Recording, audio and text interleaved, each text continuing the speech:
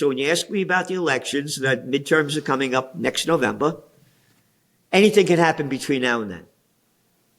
And Trump will do everything he can to maintain his power. What do you think that means for Trump then? Is it more spending? I mean, the debt this year I think is going to hit 2-something trillion again, very similar to what Biden ran the previous year. What's in Trump's playbook? What do you think he's going to pull out next year? They're going to do everything to prop up the economy. I mean, there's no what can he do though? What can he do? Again, lower interest rates again. Right. Pump money in, whatever they want to make up. Again, go back to the COVID. You don't have you can't go to work. Here's some free money. Here. Oh, how about the trillions of dollars that you gave to the big companies? All right? They'll do anything. They'll make, here. I thought the markets would crash in 2012. I was wrong. They didn't teach me about zero interest rate policy or quantitative easing in Economics 101 at graduate school. Quantitative easing? What do we read? All right? They'll make up any crap they want.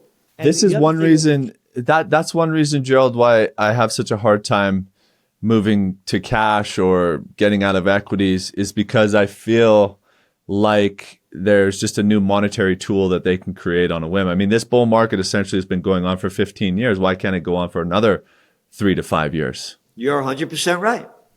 But there's going to be a dot-com bust. That's what we're forecasting.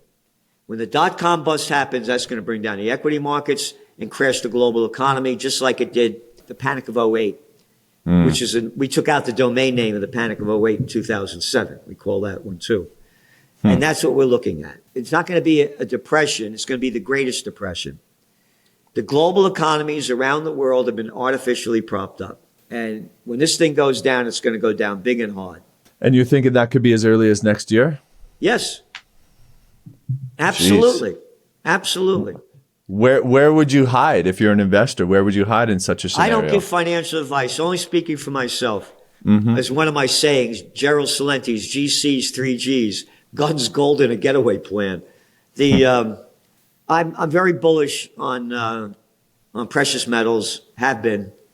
Likewise. Go to the cover of the Trends Journal 2020. Here, the facts are there. It's in the magazine. It was September or December, I forget, of 2023. We said that gold bottomed when it hit around $1,850 an ounce. We said, this is the bottom.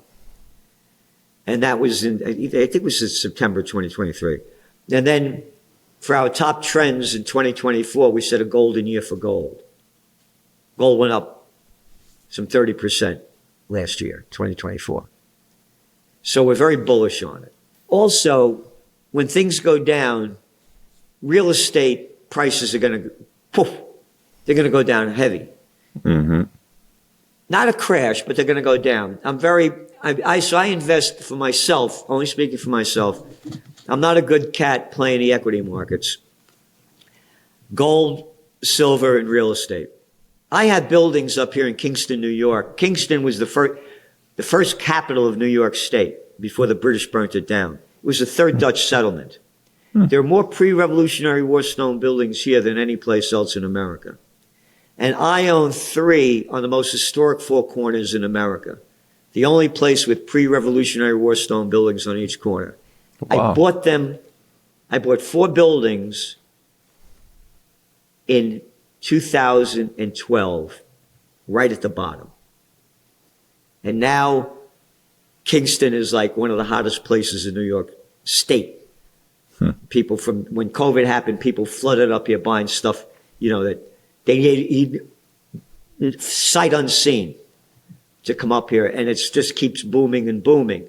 So I'm just saying for myself, real estate and precious metals. But again, the real estate when the things go down, not now. Yeah, right. So I want to, because when you were last on, you talked about commercial real estate and the impending threat that it was, all the mortgages tied to commercial real estate. How does that look now, 11, 12 months later? In a world of rising deficits, currency dilution, and market volatility, many U.S. investors are choosing to diversify their retirement accounts with assets like physical gold, silver, and even crypto. This video is sponsored by iTrustCapital, which offers a platform for Americans to hold physical gold and silver, as well as crypto, directly inside a tax-advantaged IRA. Designed around transparent pricing with clear premiums over spot and no hidden storage fees, iTrustCapital offers something that still isn't standard in the precious metals IRA space. So if you're a U.S. investor looking to learn more about owning gold, silver, or crypto inside an IRA, use the link in this video description. Americans may be eligible for a $100 funding bonus when opening and funding an account with iTrustCapital. There's an article in this week's Trends Journal. Here's how we said it. Today, again, this was on December 9th. CNBC reported, quote, "The recovery in commercial real estate has been slow and bumpy, much like interest rate policy over the past few years. The two, of course, are deeply connected." They quoted Kevin Fagan, head of CRE Realty Capital at Moody's, who said, quote, "More than an imminent downturn in the commercial real estate capital markets, the slip to negative growth in October 2025 reflects the statements going on between buyers and sellers, and the bottom of the U-shaped recovery from 2023, low volumes, has been lengthened by persistently high interest rates and policy and economic uncertainty of 2025. They go on to note that, quote, "Office continued its rocky recovery with either discounts or property conversions as part of the story." And the front page of the Wall Street Journal's business and finance section, "Real estate tycoon's San Diego exit is turning the city upside down." They detail that the largest office building owner in San Diego, now we're talking San Diego, all right? We're not talking Columbus, Ohio. We're talking San Diego, a top city, has been dumping office towers since 2024 at deep discounts, such as the one of One American Plaza, which they say changed hands for more than 50% below what he bought it for. Okay? Jeez. We said this how long ago, office building bust? Yeah. Totally ignored. Totally ignored. Here, Google it up. Castle System, Kastle Systems, and put in office occupancy rate. I haven't looked at it in the last week or so, but the last time I looked at it, it was about 54.8%. Occupancy. Go back to pre-COVID. It was like 85, 95%. Yeah.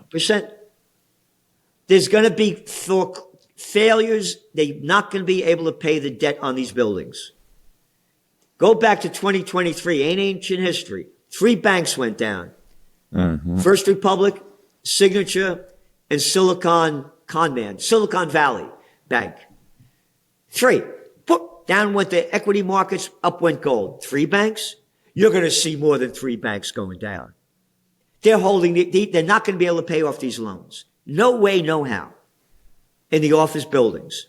Your office vacancy rate is reported at around 20%.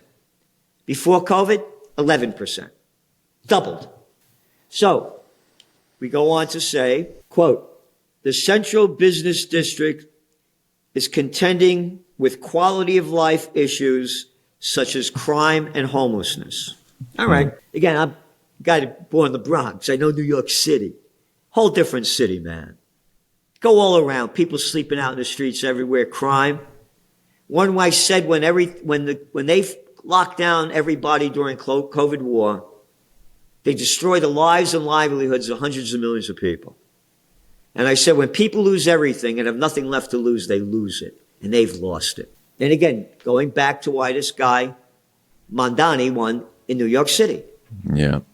And why they won the governorships of New Jersey and Virginia, the Democrats. So that's what we're seeing more of. And they're going to do everything they can to prop up the economy.